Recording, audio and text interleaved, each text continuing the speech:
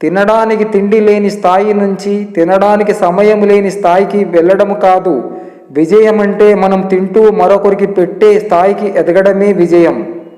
వినయము లేని విద్య, సుగుణము లేని రూపం, ఉపయోగము కాని ధనం, శౌర్యము లేని ఆయుధం, ఆకలి లేని భోజనం, పరోపకారం చేయని జీవితం వ్యర్థం. అలిసే వరకు ఆడితే అది ఆట, గెలిచే వరకు చేస్తే అది యుద్ధం, చచ్చే వరకు బతికితే అది జీవితం, చచ్చినా కూడా బ్రతికితే అది నీ మంచితనం. నిమిషం మారవచ్చు, గంటలు, రోజులు, మాసాలు, సంవత్సరాలు మారవచ్చు, కానీ మనం చేసిన మంచి చెడు మారవు. చెడ్డ పని వెంటాడుతూనే ఉంటుంది, మంచి పని కాపాడుతూనే ఉంటుంది.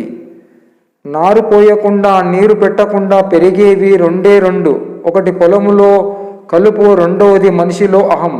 ఒకదాని వల్ల పొలం నాశనమైతే రెండో దాని వల్ల మనిషి నాశనమవుతాడు.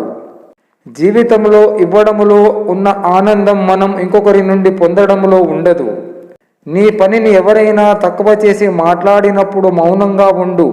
నీవు నీ పనిని తనకన్నా గొప్పదిగా నిరూపించినప్పుడు నీ మౌనం వారికి కొరడా దెబ్బ కన్నా ఎక్కువగా ఉంటుంది. జీవితం ఎప్పుడు సవాళ్లను విసురుతూనే ఉంటుంది. దానిని ఎదుర్కొని నిలిచిన వారికి విజయం సొంతమవుతుంది.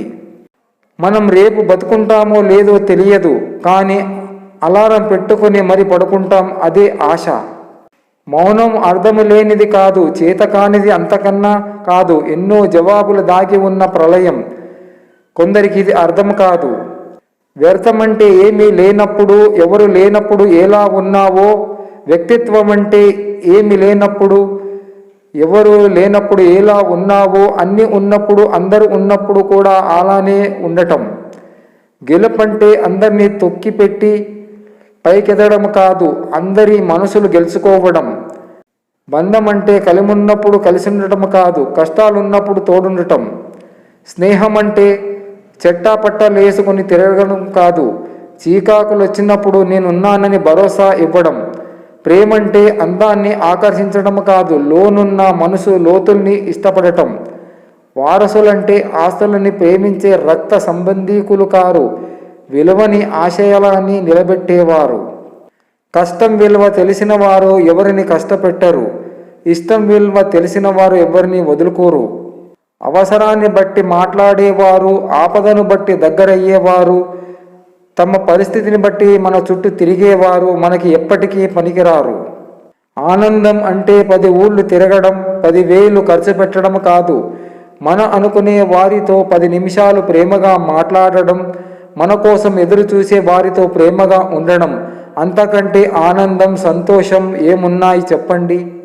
చిమ్మ చీకట్లో ఉన్నప్పుడు ఒక చిన్న వెలుగు కనిపిస్తే ఎంత ధైర్యంగా ఉంటుందో,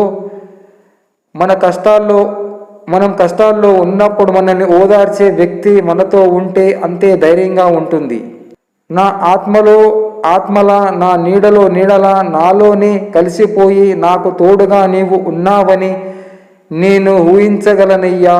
నీవు నా చెంతే ఉన్నవని ధైర్యంతోనే ఒంటరిగానే తడబడక ముందడుగు వేస్తున్నాను. అదరక బెదరక జీవితాన్ని గడుపుతున్నాను. నా తనువు ఉన్న వరకు నన్ను వీడి వెళ్ళకయ్యా నా శివయ్య. అన్నీ కోల్పోయిన ఆత్మవిశ్వాసాన్ని కోల్పోకూడదు. అది ఒక్కటుంటే చాలు. కోల్పోయిన వాటినన్నింటినీ తిరిగి దక్కించుకోవచ్చు.